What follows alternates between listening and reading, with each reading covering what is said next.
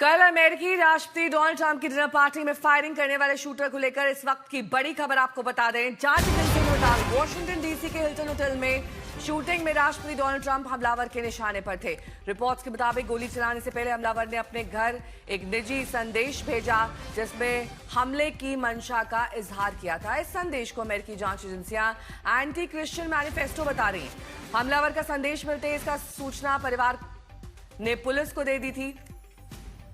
उस संदेश में क्या था ये आपको दिखाते हैं। आरोपी एलन ने खुद को फ्रेंडली फेडरल असैसिन बताया। बिना सीधा नाम दिए ट्रंप का बार बार उल्लेख किया। हमलावर ने कहा कि वो ट्रंप प्रशासन के अधिकारी को निशाना बनाना चाहता है। संदेश मिलने के बाद एलन के भाई ने पुलिस से संपर्क किया। एलन ने अक्टूबर 2023 में सेमी ऑटोमेटिक राइफल खरीदी थी और इसके 2 साल बाद एक शॉटगन। और इस बीच रोहित शर्मा मेरे सहयोगी जुड़ गए हैं तमाम जानकारी के साथ। रोहित, लगातार खुलासे हो रहे हैं, आपके पास और एडिशनल क्या जानकारी अब मिली? देखिए, आज जो जानकारी आई है वो ये आई है कि जो व्हाइट हाउस कॉरेस्पॉन्डेंस डिनर था उसका जो ये सस्पेक्ट है कोल एलन, जो 31 ईयर ओल्ड का है, कैलिफोर्निया से है। उसने एक मैनिफेस्टो लिखा था और उस मैनिफेस्टो में उसने क्लियर कहा था कि वो एक सरप्राइज देने वाला है। उसने एक ईमेल भेजा अपने घर वालों को, अपने चाहने वालों को, और उसमें उसने बताया कि मैं आज आप सबको एक सरप्राइज दे रहा हूं। मैं आप सबसे माफी मांगता हूं और मैं ट्रैवल करके गया हूँ यहाँ से। मैं अपने स्टूडेंट से माफी मांगता हूँ। मैंने ये बताया लोगों को कि एक पर्सनल इमरजेंसी है, इसके चलते हुए मैं यहाँ से जा रहा हूँ, मैं ट्रैवल करके यहाँ पे आया। और उसके मैनिफेस्टो को अगर हम पढ़े तो उसने क्लियरली इसमें आइडेंटिफाई किया है कि ये जो अटैक्स थे, ये अटैक उसने प्लान किए एडमिनिस्ट्रेशन ऑफिशियल्स के खिलाफ, मतलब प्रेसिडेंट डोनाल्ड ट्रंप के जो ऑफिशियल्स हैं उनके खिलाफ उसने ये प्लान किए थे। और हाईएस्ट टू द लोएस्ट, मतलब किसी को भी, एवरीबडी, जो भी एडमिनिस्ट्रेशन का ऑफिशियल था, इसमें आप कैबिनेट सेक्रेटरी की बात कर सकते हैं, कैबिनेट के जितने भी सेक्रेटरीज हैं वो, साथ ही साथ जो व्हाइट हाउस का जो स्टाफ है प्रेसिडेंट डोनाल्ड ट्रंप का, वो सारे, ranking from highest to the lowest, but not including mister Patel. और मिस्टर पटेल यानी कैश पटेल, एफबीआई के जो डायरेक्टर है, उसका वो उनके टारगेट इसके एलन कोल के टारगेट में नहीं थे। साथ ही साथ उसने ये भी कहा अपने मैनिफेस्टो में कि सीक्रेट सर्विस को वो टारगेट नहीं बनाएगा। होटल के जो स्टाफ है, कैपिटल पुलिस है, उनको वो टारगेट नहीं करेगा अनलेस एब्सोल्युटली नेसेसरी। और वो अपने साथ, जैसे कि हमने बताया था, कि काफी तरह के गन्स लेके गया था, शॉटगन लेके गया था, ऑटोमेटिक वेपन्स लेके गया था, नाइव्स लेके गया था। तो उसने ये भी कहा है अपने मैनिफेस्ट में कि मैं सबसे कम मिनिमम कैजुअलिटी चाहता हूं। ठीक है, रोहित बने रहिए हमारे साथ। इस बीच अमेरिकी राष्ट्रपति डोनाल्ड ट्रंप ने शूटर के बारे में फॉक्स न्यूज से खास बातचीत में खुलासा किया कि उसका दिमाग ईसाइयों को के खिलाफ नफरत। रोहित मेरे सहयोगी जुड़े हुए हैं सीधे वॉशिंगटन से। रोहित, ट्रंप की बातें तो हमने सुन ली, हमलावर की मंशा के बारे में भी पता लग गया कि वो एंटी क्रिश्चियन है, क्रिश्चियन से हेट करता है, लेकिन ये पूरी प्लानिंग और इतनी हिम्मत कैसे लाई उसने? यही बात है जो जो मैनिफेस्ट में उसने लिखा है कि ग्रज तो यही था। उसका जो ग्रज है या उसकी उसकी जो वजह उसने बताई है एलन कोल ने, कि वो खुश नहीं था जिस तरह का रेट्रिक यहाँ से वॉशिंगटन डीसी में चल रहा है और पोलराइजेशन जो इस देश में हुआ है। उसने कहा है कि वो उस वजह से इस उसने ये फ्रेंडली फेडरल असैसिन, ये अपने आप के लिए उसने एक नाम दिया है। और उसने कहा कि हमारी कंट्री के जो लीडर्स हैं वो पीडोफाइल हैं, रेपिस्ट हैं, ट्रेटर्स हैं, और उसको शर्म आती है अपने आप को अमेरिकन कहने में। और उसका ऐसा मानना था कि ही हैड एन इनफ, तो इसीलिए उसने जो है वेपन अपने हाथ में लिया। और ही थॉट कि वो हिस्ट्री का पार्ट बन जाएगा इस तरह का कुछ करके, और शायद कुछ बड़ा करके उसके नजरों में, जो बहुत अनफॉर्चुनेट होता। लेकिन उसके जो सोशल मीडिया की हम राइटिंग्स देखें तो उसके काफी रेडिकल व्यूज थे चीजों को लेके।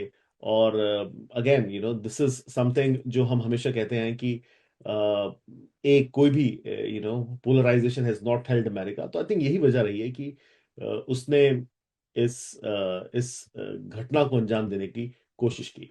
उसके पास से जो बंदूक और जो शॉटगन मिली है, उनकी बहन का जब इंटरव्यू लिया गया कैलिफोर्निया में, तो उन्होंने कहा कि 2023 में उन्होंने बोली थी, और उसका 2025 में जाके उन्होंने जो है एक शॉटगन ली, एलन कोल ने। तो इसके अलावा जो हम बात कर रहे हैं एविडेंस की, तो जिस मैनिफेस्ट की मैं बात कर रहा था, वो मैनिफेस्ट उसकी फिजिकल कॉपी होटल के रूप में मिली है। उनके एक डिजिटल जो ट्रेल है वो, जिसके बात कर रहे थे, ईमेल्स हैं, सोशल मीडिया के पोस्ट्स मिले गए हैं, उनके फैमिली के इंटरव्यू लिए गए हैं, और उनकी फैमिली का भी ऐसा मानना था कि डिस्टर्ब था एलन कोल।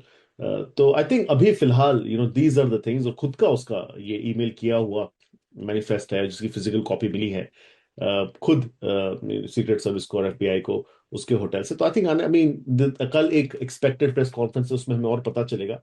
लेकिन आज जो है they've been able to trace digital footprint जो हम कहते हैं, उसे ट्रेस कर पाई है एजेंसीज।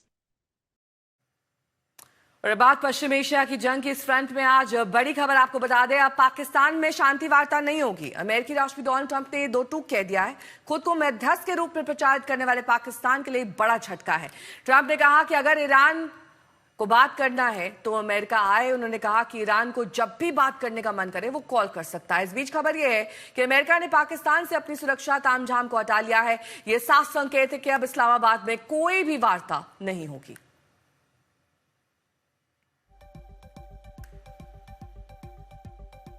वहीं मिडिल ईस्ट संकट के बीच कूटनीतिक हलचल तेज है।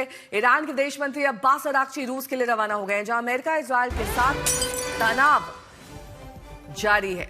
इससे पहले अराक्ची ने पाकिस्तान का दौरा किया और सेना प्रमुख आसिम मुनीर से मुलाकात की। बताया जा रहा है कि ओमान में भी उन्होंने हॉर्मुज़ की सुरक्षा और शांति प्रयास पर चर्चा की। पाकिस्तान के जरिए अमेरिका ईरान के बीच बातचीत की कोशिश जारी है, लेकिन अब तक कोई ठोस नतीजा नहीं निकला है। वहीं अमेरिकी राष्ट्रपति ट्रंप ने अपने प्रतिनिधियों का इस्लामाबाद दौरा रद्द कर दिया और कहा है कि बातचीत फोन पर हो सकती है।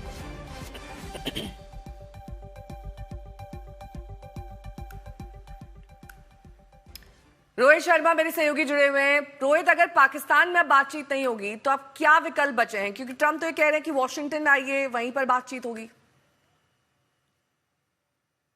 बताया गया है कि प्रेसिडेंट डोनाल्ड ट्रंप ने खुद ने कहा कि अमेरिका बात कर रहा है, ईरान अपने प्रपोजल भेज रहा है, और सिर्फ पाकिस्तान जाके ही बातचीत नहीं हो सकती, बातचीत तो यहां से भी हो सकती है टेलीफोन के द्वारा।